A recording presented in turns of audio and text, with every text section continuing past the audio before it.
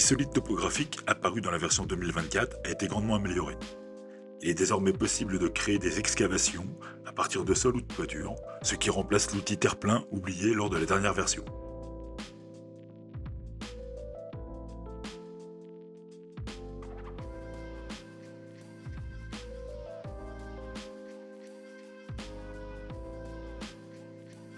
Le solide topographique peut être lissé, ce qui évite la lecture des arêtes créées par la triangulation des faces. Les composants de site peuvent maintenant s'aligner automatiquement sur les différentes altimétries, y compris sur les zones d'excavation.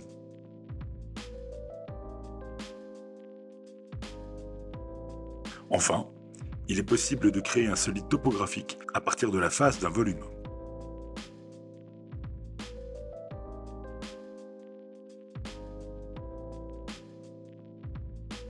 Jusqu'à la version 2024, le calcul du périmètre des pièces se limitait uniquement au périmètre extérieur.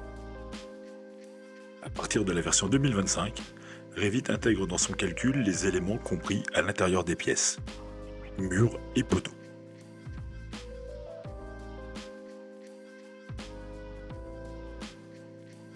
Lors de la création d'une famille, il est désormais possible de créer des paramètres de réseau radio ou linéaire d'une valeur de 0 ou 1. Auparavant, il n'était pas possible d'avoir une valeur inférieure à 2.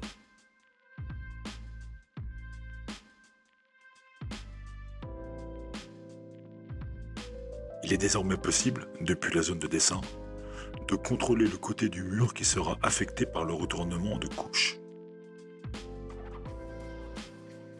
De la même manière, une nouvelle icône permet l'interdiction des jonctions automatiques, là où auparavant il fallait passer par un clic droit et un menu contextuel.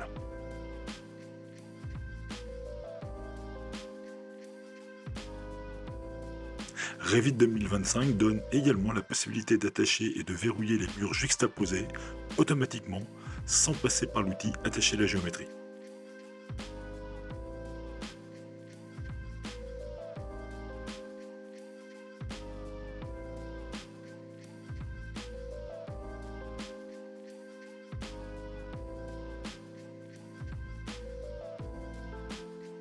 Il est désormais possible de sélectionner plusieurs matériaux en même temps afin de les supprimer ou de les ajouter aux favoris. L'option Rapide permet une mise à jour instantanée des vignettes lors de la visualisation des matériaux.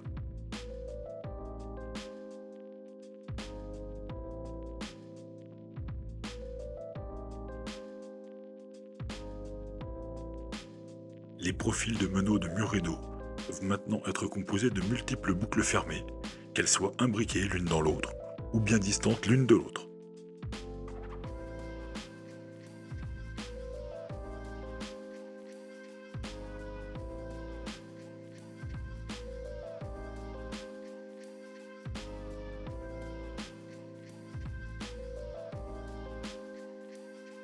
Il est maintenant possible d'aligner et de distribuer les annotations, textes ou étiquettes.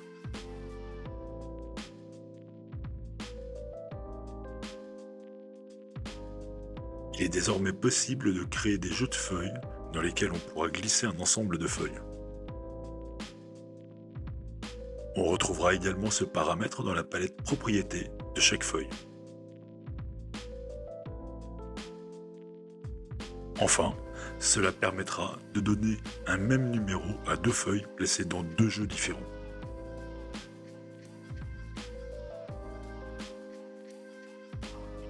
Les exports au format PDF se font maintenant en arrière-plan, ce qui permet de pouvoir continuer à travailler sur un fichier durant ce temps. Il est possible de contrôler l'avancement des exports.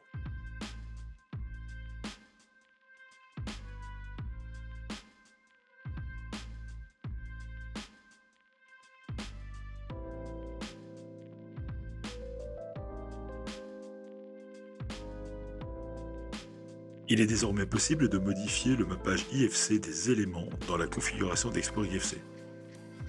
Il est également possible d'enregistrer cette configuration en un gabarit applicable par la suite à d'autres fichiers.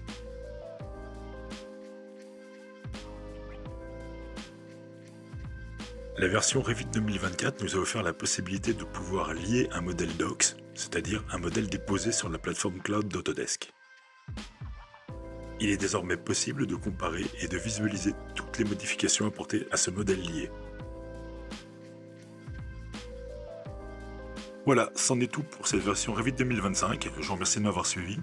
Je vous rappelle que vous pouvez nous suivre sur notre site altam.fr et sur les réseaux LinkedIn et Instagram. À bientôt!